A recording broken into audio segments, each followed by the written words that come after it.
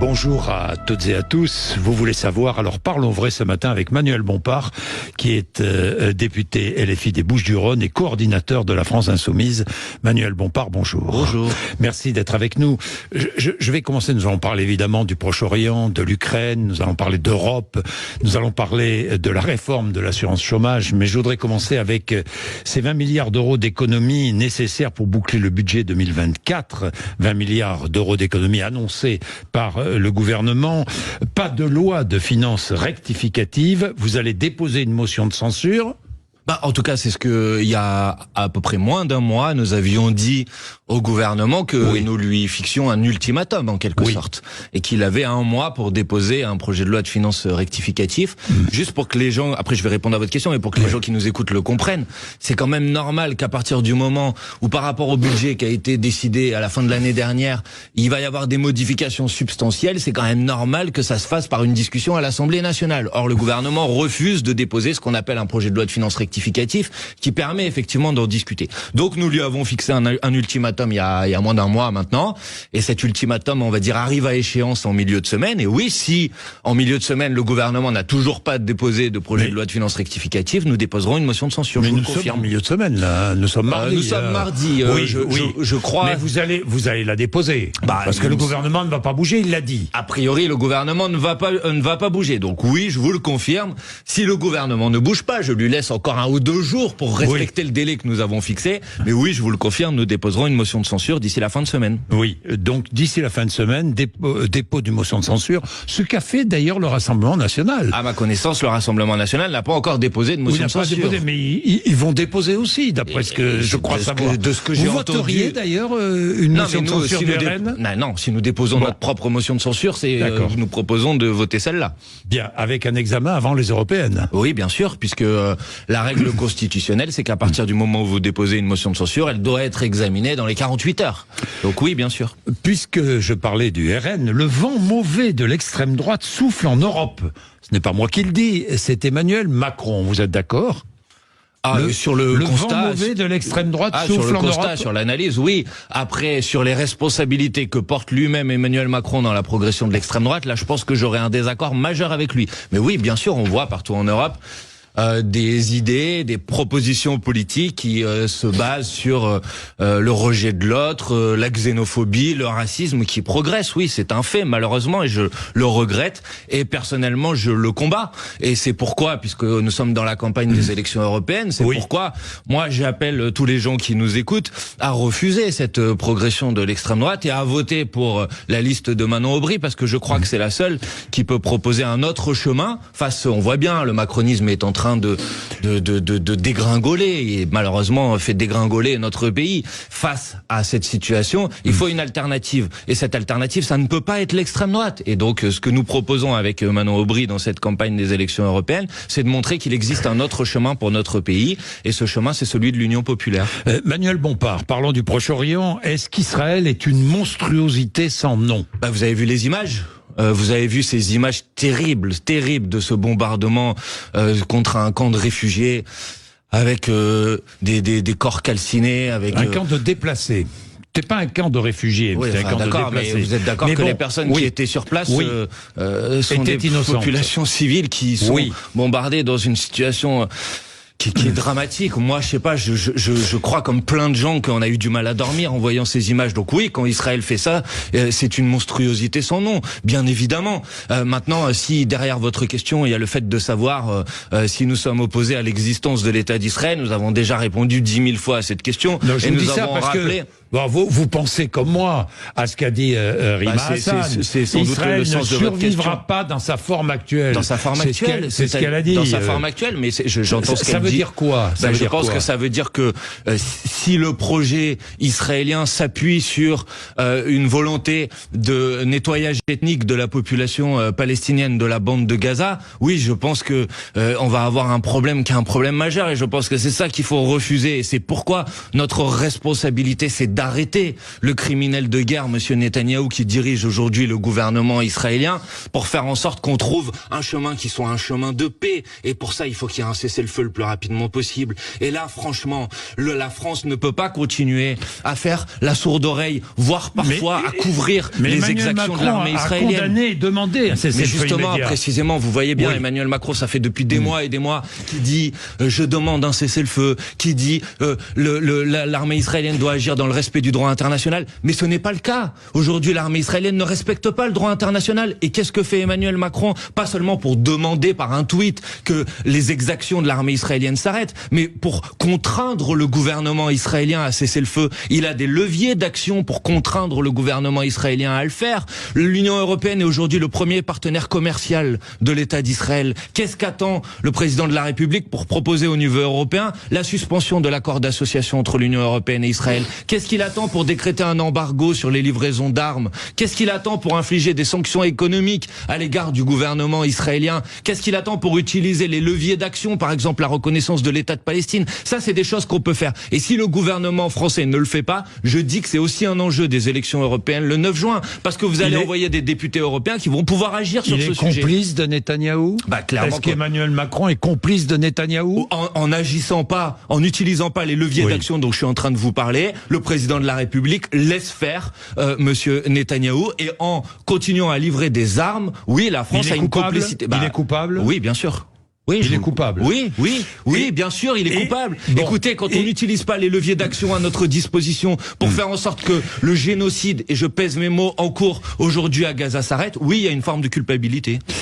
Manuel Bompard, le Hamas tire sur Israël des missiles qui peuvent tuer aussi des civils, évidemment. Des missiles tirés d'une zone où vivent des déplacés, des femmes, des enfants, des vieillards. Israël réplique aveuglément. Les coupables ne sont-ils pas les deux belligérants aujourd'hui? Mais aujourd'hui, quand des enfants dans un camp de déplacés, je reprends les termes, reçoivent une bombe, je suis désolé, le seul coupable, c'est celui qui a envoyé la bombe. Parce que sinon, au bout d'un moment, c'est une manière d'exonérer l'armée israélienne de ses responsabilités. Maintenant, si vous voulez me poser la question de savoir, qu'est-ce qu'il faut faire demain? Parce que c'est ça la question qui doit être posée. Eh ben, qu'est-ce qu'il faut faire demain? Il faut obtenir un cessez-le-feu, il faut négocier, avoir un accord négocié, qui doit inclure bien évidemment la libération des otages détenus par le Hamas, la libération de prisonniers politiques palestiniens et l'ouverture d'une perspective politique. Et cette perspective politique, elle doit aller dans le respect du droit international, c'est-à-dire l'application pleine et entière des résolutions de l'Organisation des Nations Unies. Voilà comment on arrêtera une situation qui est une situation dramatique, tout simplement. Mais non, je ne dirais pas aujourd'hui que face aux massacres qui sont en cours, c'est le Hamas qui emporte la responsabilité. Je suis désolé, mais c'est l'armée israélienne. Elle est partagée ou pas? Dans quoi? Cette responsabilité. Mais pas quand des bombes tombent sur des enfants, non, c'est ceux qui envoient les bombes qui sont responsables. Quand les bombes tombent sur les enfants. Et quand des missiles partent en direction d'Israël et risquent de tuer, ils sont responsables. Le Hamas a la même manière. Le Hamas a la responsabilité de l'envoi de ces missiles, bien évidemment. Et moi, je ne suis pas d'accord pour que la solution, ça soit un embrasement et une violence qui réponde à une violence. Je ne suis pas d'accord avec ça. Et c'est là où vous demandez effectivement un cessez-le-feu. À juste raison, mais dans une guerre, des civils meurent. C'est Jean-Luc Mélenchon qui le rappelait justement il y a quelques années lorsque les Russes bombardaient Daesh. Oui, dans une guerre, des civils meurent. D'accord, monsieur Bourdin. Sauf que la réalité aujourd'hui, c'est que non, je ne crois pas à la théorie de l'erreur accidentelle. Je pense que ce que fait l'armée israélienne, sciemment fait. Je pense c'est pour tuer des civils. Je pense qu'il y a une partie du gouvernement israélien d'extrême droite qui a un projet très clair, qui a un projet de nettoyage ethnique. D'ailleurs, tout ça est documenté avec des gens qui essayent de vider la bande de Gaza de la population palestinienne et avec dans un certain nombre de déclarations de hauts dirigeants politiques israéliens, une volonté génocidaire qui, de mon point de vue, est avérée. Et d'ailleurs, je ne suis pas le seul à le penser. Il y a un certain nombre de rapporteurs des Nations Unies qui ont produit un rapport qui s'appelle Anatomie d'un génocide et qui prend un certain nombre de déclarations des hautes autorités israéliennes qui attestent de cet état de fait. Donc maintenant, puisque justement nous ne voulons pas qu'il y ait encore plus de civils qui meurent, il faut que ça s'arrête. Et pour qu'il faut que ça s'arrête, il faut que la France utilise les leviers à sa disposition pour que ça s'arrête. Ça me paraît assez simple de dire ça. Et la France ne peut pas continuer, comme le fait le président de la République Emmanuel Macron, à déplorer par des tweets, des gesticulations qui ne changent rien à la réalité de la situation. Bien, Manuel Bompard, des bombes, des bombardements tuent des civils à Gaza, des bombardements tuent des civils à Kharkiv. La Russie tire délibérément sur un supermarché à Kharkiv. 16 morts, c'était le week-end dernier, samedi. De nombreux blessés, des disparus. Les Russes ont encore bombardé un centre commercial à Kiev. Même chose. Bien sûr, c'est les mêmes mots. Mais bien sûr, mais c'est génocidaire, c'est la volonté. Génocidaire, à ma connaissance, là, je n'ai pas vu de travaux d'experts internationaux qui utilisent cette caractérisation. Alors, donc je ne vais pas rentrer là-dedans. Mais bien évidemment que il faut que la guerre s'arrête et il faut que la Russie arrête son agression contre la population ukrainienne. Et si je parle aussi fort sur la situation qui se passe à Gaza, c'est parce que je ne comprends pas pourquoi il y aurait une forme de double standard. Parce que quand la Russie a violé le droit international en attaquant la population civile ukrainienne. Par exemple, on a décidé de sanctions économiques contre le gouvernement russe et on a bien fait de le faire. Et je ne comprends pas pourquoi on ne fait pas la même chose pour le gouvernement israélien. Le 7 octobre, le Hamas a massacré le 7 octobre. Et donc ça justifie en réponse... Monsieur Bourdin, vous entendez bien que ça ne peut pas justifier en réponse, qu'un crime ne peut pas justifier un autre crime. Donc le sujet n'est pas celui-là. Ça n'exonère pas. Oui, je faisais juste pour vous montrer pourquoi il est incompréhensible et intolérable qu'il y ait une forme de double mesure. Mais oui, en tout cas, c'est comme ça que c'est perçu par plein de gens et c'est pas possible. Donc maintenant, vous m'interrogez sur la situation en Ukraine. Elle est bien évidemment insupportable. Puisque je vous pose une question sur l'Ukraine, faut-il autoriser les Ukrainiens à utiliser des armes occidentales pour frapper des cibles, je dis bien militaire en Russie? Mais non, parce que ça va produire de l'engrenage militaire avec une puissance qui est une puissance nucléaire et donc encore plus de souffrance. Donc les Ukrainiens ont l'interdiction de se défendre. Non, je ne dis pas ça. Je dis que les armes que nous livrons pour aider les Ukrainiens à se défendre... doivent servir à quoi? Elles doivent servir aux Ukrainiens à se défendre. Ah oui. Eh oui. Et donc pas à viser des cibles qui sont sur le territoire russe. Des cibles militaires d'où partent les bombes qui vont tuer des Ukrainiens, ça doit permettre de frapper les positions russes sur le territoire ukrainien. C'est la définition de se défendre. Et ça, c'est la doctrine, y compris qui a été celle du président. Les bombes qui partent de la Russie et qui tuent des civils ukrainiens, qu'est-ce qu'on en fait? Eh ben, on les empêche d'arriver. Donc il y a on livre des armes qui on les empêche d'arriver. Donc on livre des armes qui sont des armes de défense. Maintenant, Monsieur Bourdin, on va pas rentrer. La question qui nous est posée, mais je crois que je réponds de manière très claire. Moi, mon inquiétude, ma crainte, ma préoccupation, c'est de faire en sorte que ce qu'on fait pour aider la population ukrainienne à se défendre ne produise pas un engrenage vers une situation militaire qui s'aggrave encore plus. Pourquoi? Pas pour me faire plaisir à moi, mais parce que ça va produire encore plus de souffrance. Si ces obus ou ces missiles ne sont pas tirés d'un pays de l'OTAN, s'ils sont tirés par les Ukrainiens, vous dites non quand même. Mais non, mais je dis pas, je sais pas moi aux Ukrainiens de dire ce qu'ils doivent faire ou ce qu'ils doivent pas faire. Je parle de ce que ils ont à disposition des armes occidentales qui peuvent frapper l'armée russe. Ben pour l'instant, il me semble que la doctrine qui a été la nôtre, ça a été de dire que ce qu'on livrait je ne suis pas favorable à changer. Je suis favorable, Monsieur Bourdin, entendez-le, à refuser l'engrenage militaire et à ouvrir une solution qui soit une solution diplomatique. Et là, je voudrais quand même dire, parce que ça fait depuis 2 ans que je dis ça, et ça fait depuis 2 ans qu'on me dit Manuel Bompard, la France insoumise, vous êtes naïf, c'est pas possible, etc. Qu'est-ce qu'on a appris il y a quelques semaines? C'est qu'allait se tenir en Suisse au mois de juin un sommet sur la paix à l'initiative de la Chine et de l'Allemagne, que la France est complètement écartée. Et de Zelensky qui a invité les Russes et qu'on dit les Russes.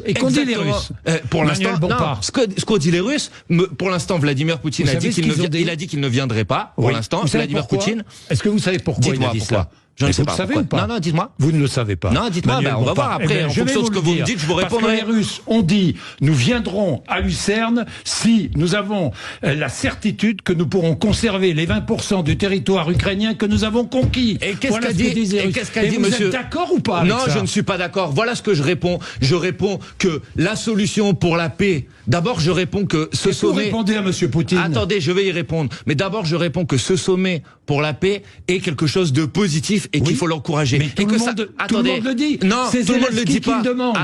Attendez. Et ce qui me fait mal au cœur, Monsieur Bourdin, c'est que la France soit en dehors de cette initiative. Mais la France c'est pas la France. Oui, d'accord, elle y va parce qu'elle a été invitée, mais c'est pas la France qui a la manœuvre sur ce sujet. Non, c'est la Suisse, la Chine et l'Allemagne. C'est la Suisse, la Chine et l'Allemagne qui a invité Monsieur Zelensky, qui a dit qu'il allait venir et qui trouvait ça positif, et qui ont invité le pouvoir russe. Les BRICS sont invités. Exactement. L'Union européenne est invitée. Donc c'est bien la preuve que c'est possible. Les seuls qui ont dit non. Mais j'en suis d'accord, et c'est inacceptable, et il faut trouver les conditions pour les mettre autour de la table. Qu'est-ce que vous êtes en train d'essayer de me faire dire? Parce que les conditions sont posées. Non mais attendez, qu'est-ce que vous essayez de faire croire, Monsieur Bourdin? Mais je fais rien croire. Qui est la seule force politique qui, dans son meeting, a donné la parole à des opposants russes à Vladimir Poutine? Qui, Monsieur Bourdin? C'est la France insoumise, samedi, à Paris. Qui a intervenu sur la scène? Ce sont des opposants russes à Vladimir Poutine. Donc n'essayez pas de faire croire par vos questions que j'aurais quelque forme de complicité. Je réponds parce que... Je vous dis la réalité des choses. La réalité des choses, c'est que nous n'avons aucune complicité avec Vladimir Poutine. Attendez, vous m'avez posé une question. Je vais y répondre. La question, c'est quelles sont les conditions nécessaires pour un accord de paix? Je dis que ça doit être le cessez-le-feu. Je dis, comme Monsieur Zelensky, puisque vous avez cité Monsieur Zelensky, qu'en ce qui concerne les territoires qui sont aujourd'hui les territoires qui ont été envahis par la Russie. Il a dit qu'il n'était pas opposé à ce qu'il y ait une discussion à partir du moment où ça aboutissait sur un référendum des populations concernées. Monsieur Zelensky l'a dit. Alors vous allez décider à la place de Monsieur Zelensky quelles sont les éventuelles conditions d'un accord de paix? Pas moi. Moi, je dis que la France doit accompagner toutes les initiatives de médiation qui permettent de mettre tout le monde autour de la table pour que ce conflit s'arrête le plus rapidement possible et qu'il y ait moins de morts, moins de civils qui meurent, moins de souffrances. Voilà, ça doit être la position de la France. Vous dites, je vais terminer avec l'Ukraine, vous dites pas d'Ukraine dans l'Union européenne, vous le dites, vous le répétez, j'ai entendu Manon hier soir. Je dis pas d'élargissement, c'est pas que sur l'Ukraine, pas d'élargissement de l'Union européenne tant qu'il n'y a pas d'approfondissement. Pas d'Ukraine, mais c'est une position qui ne s'applique pas spécifiquement vis-à-vis de l'Ukraine, s'applique vis-à-vis de tout le monde, qui dit, non mais attendez, c'est une cohérence dans ma position, entendez-la, ça s'applique à l'Ukraine, je n'ai pas de problème sur ce sujet. Je vous dis que l'Union européenne ne doit pas s'élargir davantage tant que nous n'aurons pas créé les conditions d'une harmonisation sociale, fiscale, parce que sinon, on crée des conditions d'un dumping. Les Ukrainiens sont trop pauvres pour entrer dans l'Union européenne, qui est un monde de riches? Je ne suis pas en train de dire ça. Je suis en train de dire que si vous ne créez pas, je suis en train de vous dire que pour participer d'un même espace économique, avec un marché commun, avec un marché unique, il doit y avoir des harmonisations sociales et fiscales qui sont obligatoires. Parce que sinon, Monsieur Bourdin, vous allez faire en sorte de favoriser des délocalisations, parce que vous allez avoir des entreprises en France qui vont vous dire, mais non, les salariés français ils coûtent trop cher par rapport aux salariés de tel ou tel pays, donc on va aller mettre nos usines là-bas. Donc, Monsieur Bourdin, je ne dis pas que les Ukrainiens sont trop pauvres. Je vous pose la question de savoir si vous voulez que demain il n'y ait plus une seule usine en France parce que les salariés français coûtent trop cher dans l'espace économique européen. Bah pas moi. Donc, je dis que tant qu'il n'y aura pas des conditions d'une harmonisation sociale et fiscale en Europe, il ne faut pas continuer à élargir l'Union européenne. Pourquoi je lisais la dernière enquête de Fondapol réalisée dans les 27 pays de l'Union européenne. Que demandent les Européens? Une Europe plus protectrice. Plus protectrice sur plusieurs terrains. La défense, l'économie, l'immigration. Ça vous surprend ou pas? Est-ce qu'on a besoin de plus d'Europe? Oui. Mais ça dépend. Ça dépend pour faire quoi?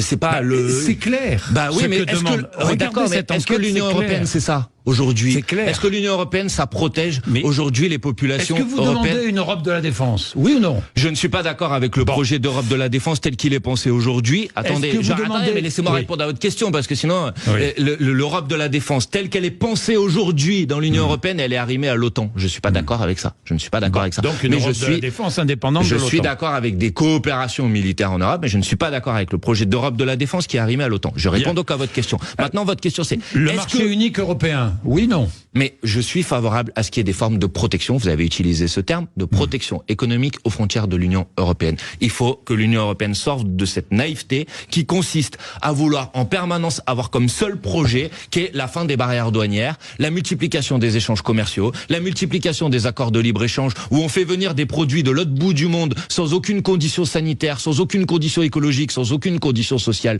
Donc oui, de ce point de vue-là, je suis d'accord avec ce que dit cette enquête, c'est-à-dire qu'il faut davantage de protection économique et qu'on doit arrêter d'être l'idiot du village mondial qui consiste à être les seuls qui considèrent qu'on ne doit pas se protéger d'un point de vue économique. Pourquoi? Parce qu'on doit protéger nos conditions sociales, nos salaires, nos conditions écologiques, nos conditions sanitaires.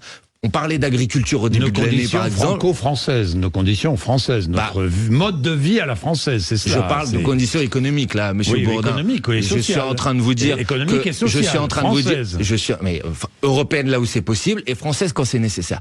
Là, je vous dis une chose précise, par exemple, comment vous pouvez accepter qu'on continue à multiplier des accords de libre-échange qui vont faire venir en France des produits agricoles qui sont produits à l'autre bout du monde, qui utilisent des pesticides qui sont interdits en France et en Europe, qui utilisent des techniques, par exemple, d'OGM qui sont interdites en France ou en Europe. C'est inacceptable. Et ensuite, vous avez forcément des agriculteurs en France qui disent « Mais comment vous faites ? Vous nous demandez de respecter un certain nombre de conditions. » Et je suis favorable qu'il y ait un certain nombre de conditions parce que je pense que l'enjeu écologique est déterminant. Mais en même temps, vous nous livrez à une concurrence qui est une concurrence déloyale. Comment vous voulez qu'on s'en sorte ? On est en train de voter, cet après-midi, on va voter à l'Assemblée nationale, je voterai contre, un projet de loi d'orientation agricole. Il n'y a rien sur la concurrence déloyale. Il n'y a rien sur ce qui va permettre de garantir les revenus de nos agriculteurs. Donc oui, bien sûr, l'Union européenne, de ce point de vue-là, elle doit sortir de sa naïveté et elle doit protéger nos savoir-faire, nos industries, nos travailleurs, nos législations sanitaires, nos législations écologiques et environnementales. J'ai deux questions encore. D'abord, une question qui est en rapport, finalement, indirect avec la guerre au Proche-Orient, avec l'islamophobie. Le gouvernement a-t-il eu raison de lancer une mission confiée à un ambassadeur et un préfet, mission sur l'entrisme des frères musulmans en France? Est-ce que je suis pas au courant de cette mission, je ne sais pas, je sais pas, vous m'apprenez quelque chose. Moi, j'ai pas de problème sur le fait qu'on enquête de quoi que ce soit. Je voudrais juste qu'on essaye d'arrêter de faire croire, si vous voulez, dans ce pays. Je pense en fait, ça serait bien que dans cette campagne des élections européennes, comme dans l'actualité de manière générale, que les musulmans de ce pays arrêtent de servir de chair à canon électoral. Voilà, ça serait bien. Parce que si vous voulez, dans ce pays, il s'agit de mesurer l'entrisme des frères musulmans. D'accord, mais je sais bien comment. Pas de nourrir l'islamophobie. Je sais bien comment c'est utilisé après dans le débat public. Voilà ce que j'ai à dire. 99,99999% des Français de confession musulmane dans ce pays ont envie tout simplement qu'on les laisse tranquilles, en fait, et qu'on leur foute la paix, et qu'on arrête de les cibler, les pointer du doigt en permanence à chaque occasion dans le débat public. Donc voilà ce que j'ai à dire. Maintenant, si ils veulent faire des enquêtes sur telle ou telle chose, pourquoi pas? Si c'est intéressant, ça me dérange pas. Mais stop, ça suffit. La réforme de l'assurance chômage, en quelques mots, malheureusement, inacceptable. Inacceptable, démagogique, injuste, cruel. Il s'agit encore une fois de faire croire qu'une réforme de l'assurance chômage aura un quelconque impact sur les reprises d'emploi, alors que aucun économiste ne vous dit qu'il y a un lien entre les conditions d'indemnisation au chômage et la reprise d'emploi. Monsieur Bourdin, il y a 350 000 emplois non pourvus. Il y a plus de 5 millions de personnes qui sont en recherche d'emploi dans notre pays. Donc il faut arrêter de raconter n'importe quoi. La vérité, c'est que cette réforme de l'assurance chômage, qui va se traduire par une baisse de l'indemnisation, il y a 40% des gens qui sont au chômage aujourd'hui qui vivent sous le seuil de pauvreté, qui vont être dans une situation encore plus difficile. La vérité, c'est que la vraie motivation de cette réforme, c'est que le gouvernement cherche à faire des économies et veut aller puiser dans les caisses de l'assurance chômage qui sont aujourd'hui excédentaires. Alors ils essayent de faire croire qu'il y a une autre motivation, mais la motivation, elle est budgétaire. Et puisqu'il y a des élections européennes le 9 juin, jeudi, ces élections, elles vont aussi servir de référendum. Référendum contre le projet d'assurance chômage, référendum pour le cessez-le-feu à Gaza. C'est une élection nationale. De facto. De facto, non, mais on a commencé à dire ça, nous, les Insoumis, au mois de mars, on nous a tapé sur les doigts. Aujourd'hui, j'observe. Mais tout le monde le dit, écoutez, Madame Hayé a mis à la fin de sa liste Monsieur Édouard Philippe, Monsieur Bayrou, Madame Borne. C'est quoi si c'est pas une élection nationale? Donc oui, bien sûr. Nationaliser le scrutin européen. Il y a des enjeux européens. Je crois que je me suis prononcé sur le sujet. Et il y a des enjeux nationaux dans cette campagne des élections européennes. Et donc je dis aux gens qui nous écoutent, mobilisez-vous, envoyez des messages, utilisez votre bulletin de vote, c'est à ça que ça sert, pour dire ce que vous avez à dire, pour rejeter la politique du gouvernement, pour combattre l'extrême droite, pour obtenir la paix et le cessez-le-feu à Gaza, pour obtenir la fin des politiques d'austérité, pour dire votre opposition à la réforme de l'assurance chômage. Il y a plein de raisons d'aller voter pour Manon Aubry le 9 juin prochain. Merci Manuel Bompard. Merci à vous.